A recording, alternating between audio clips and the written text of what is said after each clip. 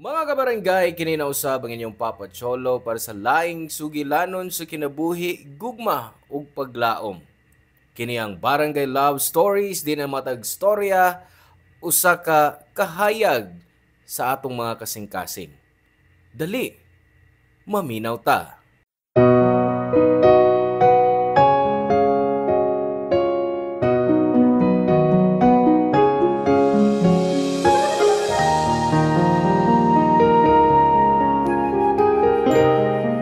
Ang tanan nga sobra di makahatag og maayo sa kinabuhi sa tao, labi na kung relasyon ang hisgutan. Tungod kay kun maghatag ta og dakong gugma, makalimot na ta pagbilin para sa atong kaugalingon. Ikaw, mihatag ka na ba og dakong gugma nga imong gibasulan pag-ayo sa katapusan?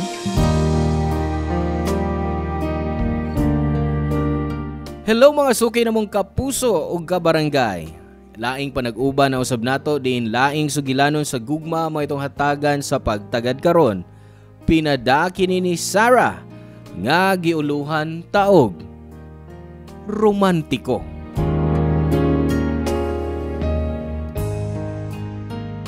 Mayong adlaw kanimo Papa Cholo og usab sa libuan ka mga kabarangay nga naminaw karon. Ako day si Sarah, 24 anyos og nagtrabaho isip marketing officer. Sa tinuod lang, hopeless romantiko. Basin maong dali ra ko mabore sa akong mga uyab. Labi na nga wa sila'y effort pag-abot sa among relasyon. Ganan kay ko sa permi nga sweet nako og mag-effort gyud nako. Og wa ko mag-expect nga ma-experience nako ang mga tamis nga akong nabasahan sa mga pocketbook romance. 5 na ako katuig nga nagtrabaho Papa Cholo. Kami na lang duha ni Mama ang nagkuyog sabay kay dugay na kong nailo sa akong papa. Ang akong mga igsuon may kaugalingon ng pamilya. Ako ang kamanghuran nga wa pay bana o uyab. Pero bisag wa ko'y love life, doon ako'y mayong trabaho ug taas nga posisyon sa opisina. Ang uban ingon nga complete package nako. Mao nga dapat pilion ko gyud ang sakto nga laki. Hangtod nga nahimamat nako ang laki nga nahigugma nako pag-ayos sa wa damhang lugar ug oras.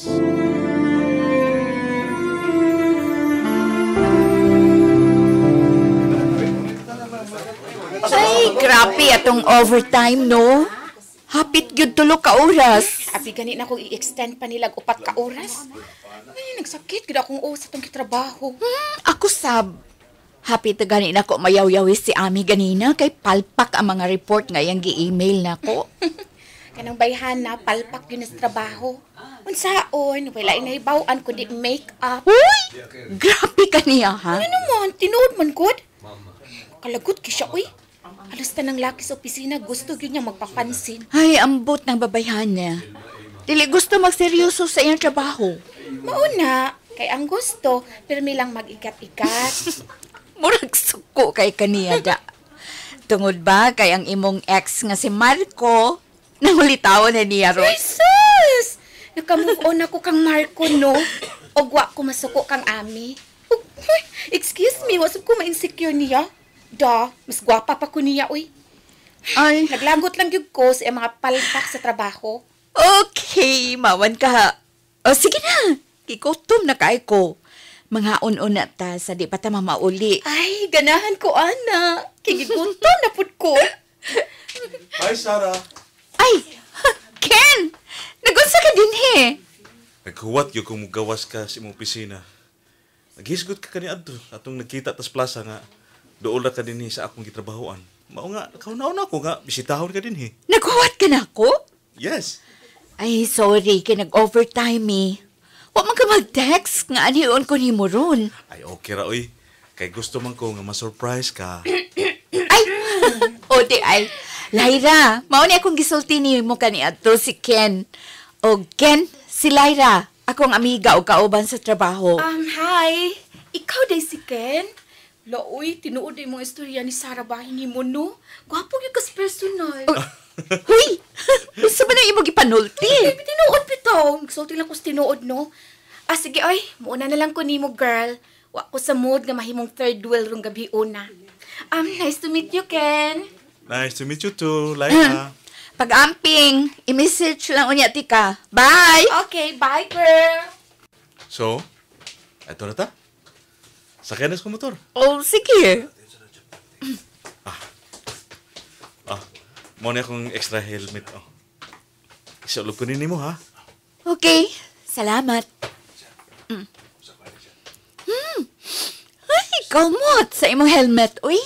Bago ba ni? Oo. Wa ko masuk ko'y laing ipasakay sa akong motor. Mao nga sa diyan nakanahon ako nga kuhaon ti gikan din sa opisina o gihatod sa inyo. Ipalit ko og extra helmet para nimo. Grabe. Para ako gidahin ni imong extra helmet. Oo. Kay ikaw ang babae nga akong ipasakay din sa akong motor. Ikaw ra, Sarah. Papa Cholo, sa una, wa gyud ko kahibaw nga nabuhat to ni Ken. Gusto gyud nako nga hunahunaon nga naay special reason sa iyang gibuhat, pero gipugngan lang nako ang akong kaugalingon. Kay di ko gusto nga ma-disappoint ko sa katapusan. So I convinced myself nga pag-pick up niya para nako. Ang mga biyahe namo sa lain-laing lugar, sakay sa iyang motor ug ang kanunay nga libre nga mga pagkaon nga iyang gihatag nako. Tanan nga way laing meaning, espesyal nga meaning, gawas sa panaghigalaay. Bisag ang tinuod, Papa Cholo, inanay na kong nagkagusto kang Ken. Kisay di ganahan niya, gwapo ug sweet kaayo. Until the end, niingon siya nako nga gusto niya nga manguyab nako. Ug kay wa man koy uyab atong nga time, ako siyang giingnan nga okay ra, basta ipakita niya nga sincere siya sa pagpangulitaw nako, Papa Cholo. Papa Cholo, di si Ken ang unang laki nga nangulitaw nako kay naaman ko'y mga ex-boyfriends kaniadto. Pero makaingon ko nga si Ken ang pinaka-effort og formal sa tanan. Gituyo gyud niya nga moadto sa amua para mamisita. Kay wa pa siya kaila ni mama. So that day, nagpaila siya sa akong mama og nakauyon-sab ang akong mama tungod sa iyang kabuutan. Formal pod nga gipahibaw niya ni mama nga pakaslan ko niya. And of course, si mama wa magpakita og pagtutol. Wa dito matapos ang effort ni Ken, Papa Cholo. Kay nasuod na siya sa akong mga barkada ug apil siya sa akong mga lakaw uban sa akong mga bahay nga mga higala. Mao nga boto kayo ang akong mga higala ug igagaw ni Ken. Giingnan ako siya nga di na niya kinahanglang buhaton, pero ang iyang gitubag, gusto niyang ipakita sa mga tao nga espesyal ko, nga seryoso siya sa pagpanguyab nga iyang gibuhat. Mao to, wa pay dugay. Gisugot nako si Ken, Papa Cholo.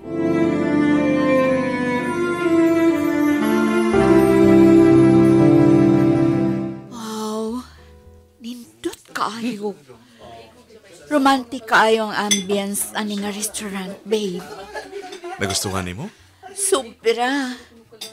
Sa mga romantikong salida ra kung kakita ini unya karon ni akit ang duha. Nagpasabot na ikaw ang bida ni atong love story. Daghang pagsuway nga moabot sa katapusan.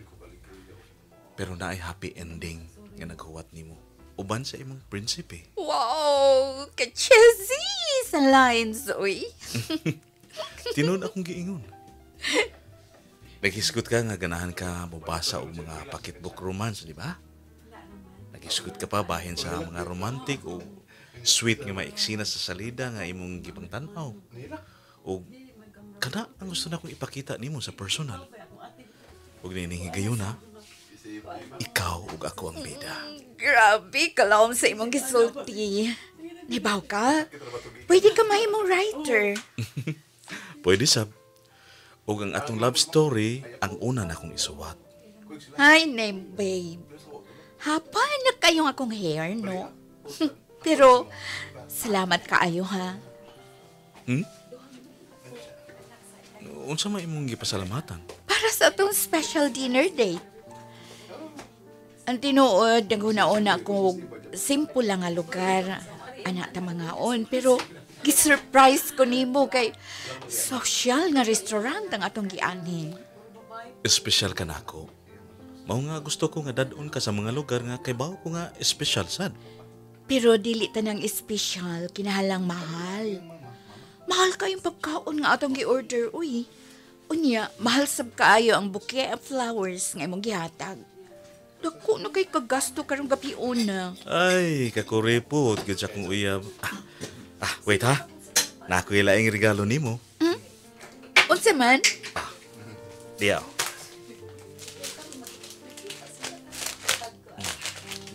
Oh. Wow. Uy, picture frame na to. Unya na mga rose petals dapat sa picture na tong duha. Kaya ang rosas, di ba, nagsimbolo sa infinity? So, akong gigamit ilang petals para ibutang tapat sa pictures natong duha. Para nga, bisag sa picture lang, ma-feel na to ang lifetime. Oy, grabe, gid ka magpakilig, babes. Di magod kaayo. Happy first mansari, babe. Happy first month sa ripod. Nag-effort gid karon. Nauwaw ko. Kay planner yung taon ang bugtong na kong girikalo nimo. Planner nga permi na kong dadoon bisan asa kong adto. Para ma-feel na ko nga nakakauban ako kanunay. Usa pa sab, ang gugma, di masukod sa usa ka regalo lang. Adunay daghang lain-lain mga paagi nga atong mabati ang maong gugma sa usa-usa. Nahitabo lang nga, ingon-ini ko. Mao nga ang hinaot ko nga nagustuhan nimo ang ako mga regalo. O nalipay ka karong gabi una. Sobra, babe. Kung naibaw ka lang, usakyot ni sa mga memories nga akong i-treasure hangtod sa hangtod. Salamat kayo. I love you. I love you too. Ug mas maningkamot ko nga mas ma-feel nimong akong love. Laumi na, Sarah. Papa Cholo, sa kadugay sa among relasyon ni Ken, mas nahimong sweet siya nako og romantikong uyab. Usay bisag way okasyon, gina-surprise gyapon ko niya. Usa ka adlaw samtang nagtambay lang mi sa park og nagstorya, nay mga bata nga tagsa-tagsa nako nga nihatag og roses hangtod sa pinakalas nay mihatag nako og dako nga stuffed toy. Usay samtang mangaon pud mi sa usa ka kan-anan, mukalit lang og tukar ang usa ka live band nga nagpasundayag sa akong paborito nga love song o gidedicate sa akongan. Og ang espesyal nga message gikan sa akong boyfriend nga si Ken. Dagan pa siya gibuhat nga mga nakapakilig yun nako, Papa Cholo. Mura siya fictional character kay romantik kayo. Basta di gyud ko makasabay sa iyang gibuhat kay ako ang tipo nga di kay bawo mag-effort. So sa among relasyon, ako ang mas kanunay makadawat og espesyal nga gugma og effort gikan niya, Papa Cholo.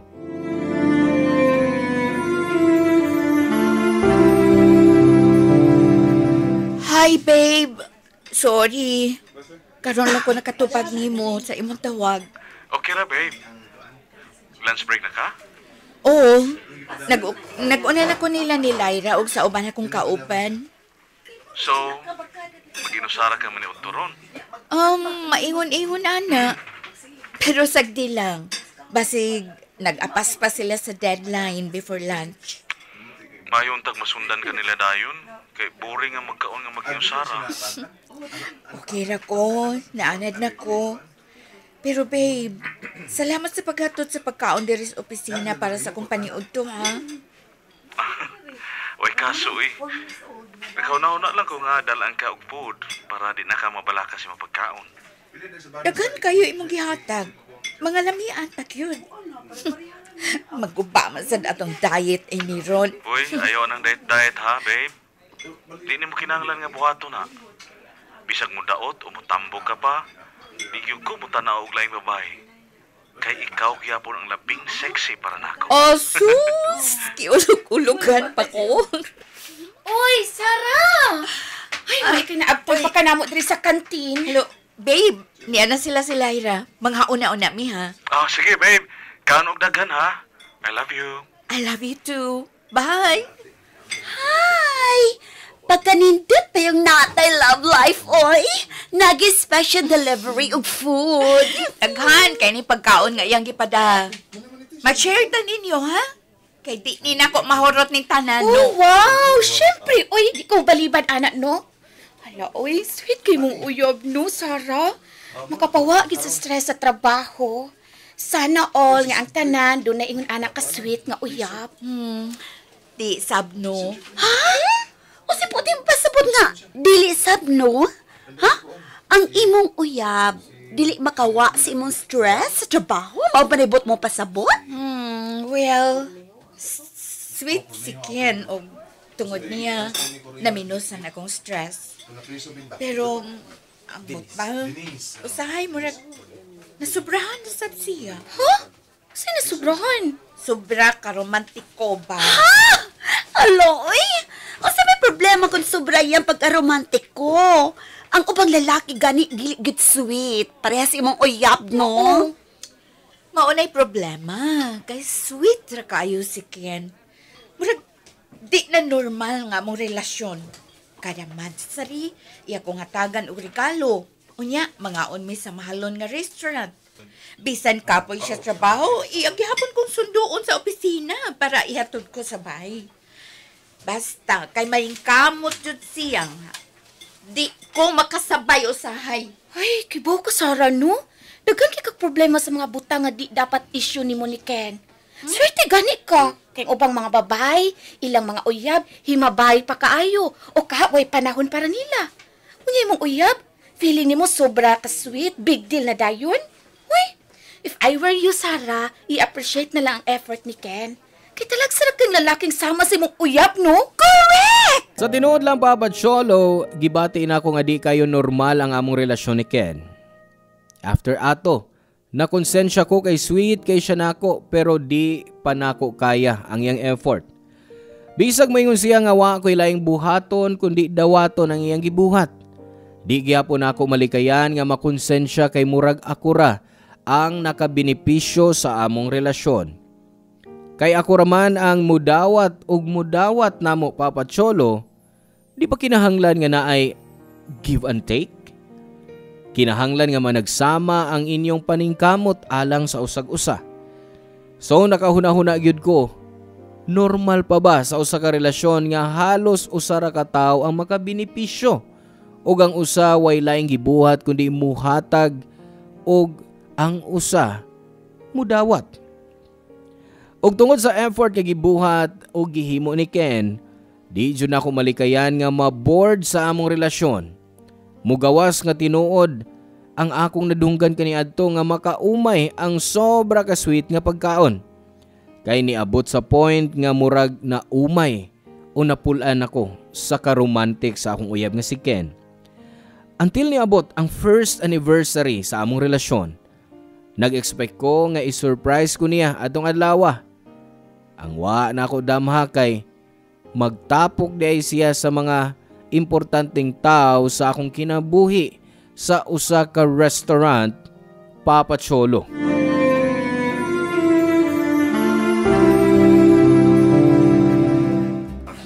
Oh, ma? Nagusa ka din sa restaurant? Ay, kini manggod si Lyra. Gikuha ko kanina sa atong bahay. Ay, ni apo di ay din si Lyra? Oy, syempre girl, no? Iimbitar mong ko ni Kenny ng special niyo nga adlaw. Ug ang uban akong mga ig-aga ug mga hikala, ni asab din sa restaurant.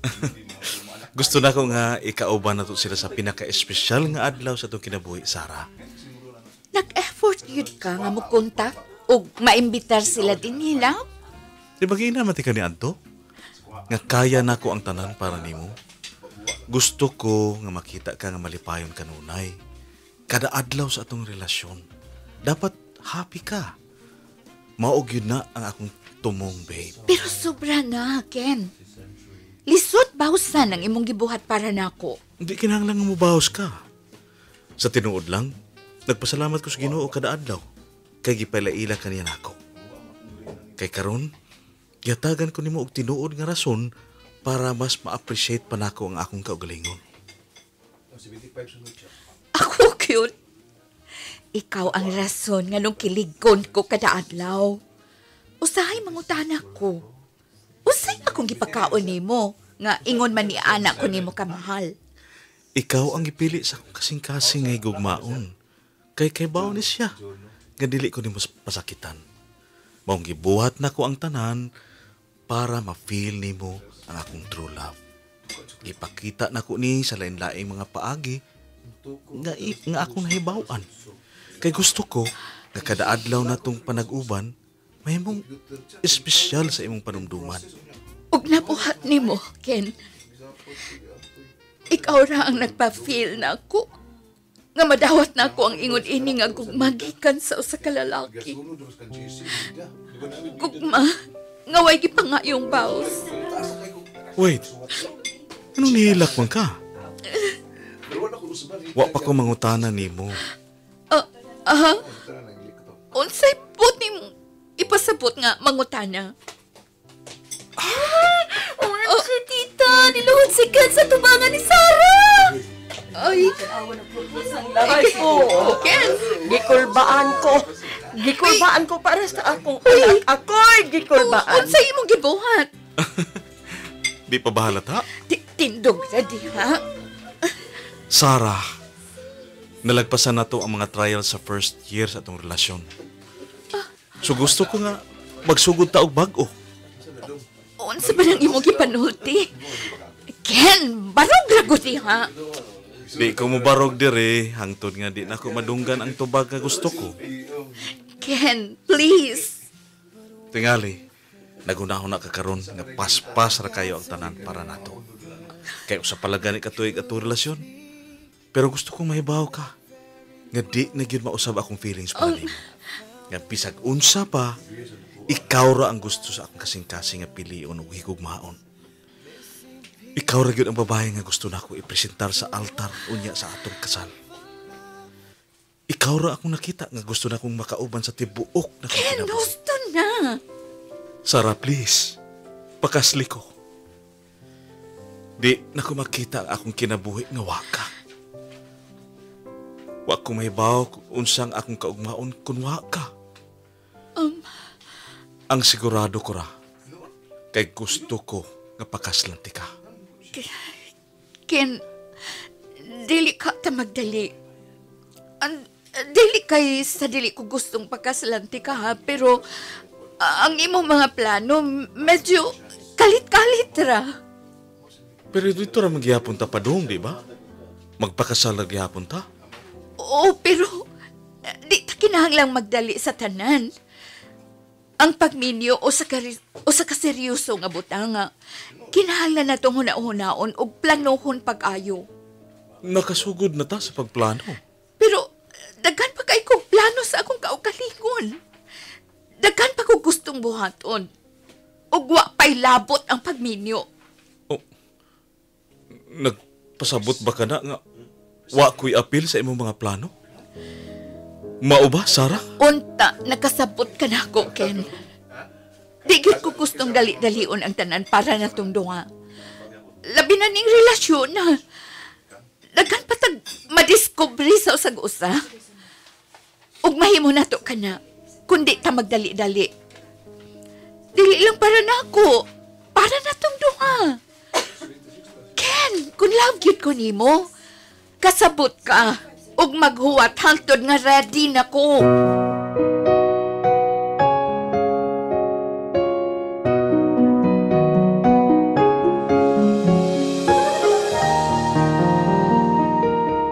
Naglibog yun ang akong huna-huna ni Adto, Papa Cholo. I'm sure love na ko si Ken. Pero nakalitan ko sa nahitabo sa among relasyon. Dali ra kaayo ang iyang mga plano para namo. Murag, di ko makasabay sa iyang huna-huna o plano. Bisag usap pa katuig ang among relasyon, naagihapon ko sa stage nga gusto nako nga magkailami ug maayo. Sigurado ko nga naapay mga butang nga wa pa namo madiskubre sa among mga batasan. Ug okay ra nga samtang nagpadayon ang among relasyon, mas nailhan namo ang among mga batasan. o kulbahinam ang wedding proposal ngayang gihimo. Wa ko naghuna-huna ni adto nga pwede mahitabo namo to ni Ken. Abi na ko sa internet ra og mga salida nga akong matan-aw.